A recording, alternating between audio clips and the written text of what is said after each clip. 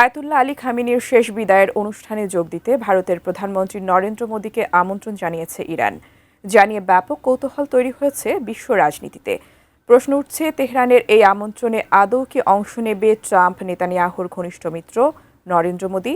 বিস্তারিত জানাচ্ছেন ত্রিবেণী তনু।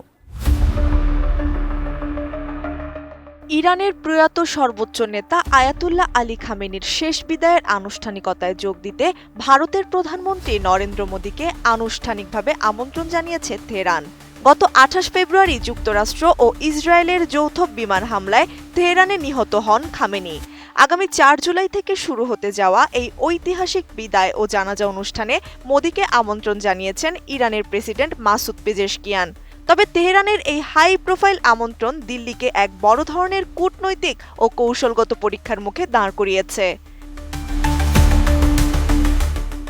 ভারতীয় সংবাদ মাধ্যম ইন্ডিয়া টুডের প্রতিবেদন অনুযায়ী আগামী ৪ ও ৫ জুলাই তেহরানে খামেনির প্রতি শেষ শ্রদ্ধা জানানোর পর ৬ জুলাই অনুষ্ঠিত হবে মূল জানাজা।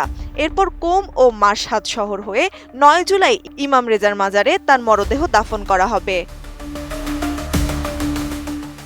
কোয়ালিটি সম্পন্ন আন্তর্জাতিক মানের still bar CSRM, committed for better still.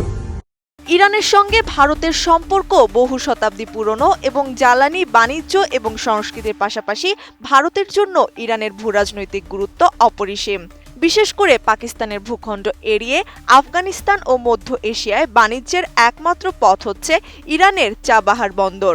এই বন্দরে বিপুল বিনিয়োগ করেছে ভারত। তবে খামেনি যেহেতু সরাসরি মার্কিন ইসরায়েলি হামলায় নিহত হয়েছেন, তাই তার জানাজায় মোদির উপস্থিতি ওয়াশিংটন এবং তেল আবিবকে চরম ক্ষুব্ধ করতে পারে। এ প্রসঙ্গে নয়াদিল্লি ভিত্তিক সেন্টার ফর পলিসি রিসার্চের অধ্যাপক ব্রহ্মা চেলানি বলেন, খামেনির শেষ বিদায়ের আমন্ত্রণ দিল্লিকে অত্যন্ত নাজুক অবস্থানে দাঁড় করিয়েছে।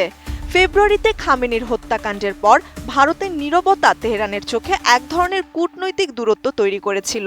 তবে এখন এই জানাজায় ভারতের বেশি হাই প্রোফাইল উপস্থিতি আবার ওয়াশিংটন ও তেল আবিবের সঙ্গে দিল্লির দীর্ঘদিনের সামরিক ও কৌশলগত অংশীদারত্বকে ঝুঁকির মুখে ফেলতে পারে। কূটনৈতিক সূত্রগুলো বলছে, প্রধানমন্ত্রী নরেন্দ্র মোদীর এই জানাজায় সশরীরে অংশ নেওয়ার সম্ভাবনা খুবই কম, কারণ ওই সময় তার আগে থেকেই নির্ধারিত বিদেশ সফর রয়েছে। তবে এর আগে ২০২৪ সালের মে মাসে হেলিকপ্টার দুর্ঘটনায় সাবেক প্রেসিডেন্ট ইব্রাহিম রাইসির মৃত্যুর পর ভারত একদিনের রাষ্ট্রীয় শোক ঘোষণা করেছিল এবং উপরাষ্ট্রপতিকে তেহরানে পাঠিয়েছিল। বিশ্লেষকদের ধারণা, এবারও মোদী নিজে না গেলেও ভারসাম্য বজায় রাখতে কোনো সিনিয়র মন্ত্রী বা উচ্চপদস্থ কূটনৈতিক প্রতিনিধি দল পাঠাতে পারে ভারত। ত্রিবেণী তনু, ATN নিউজ।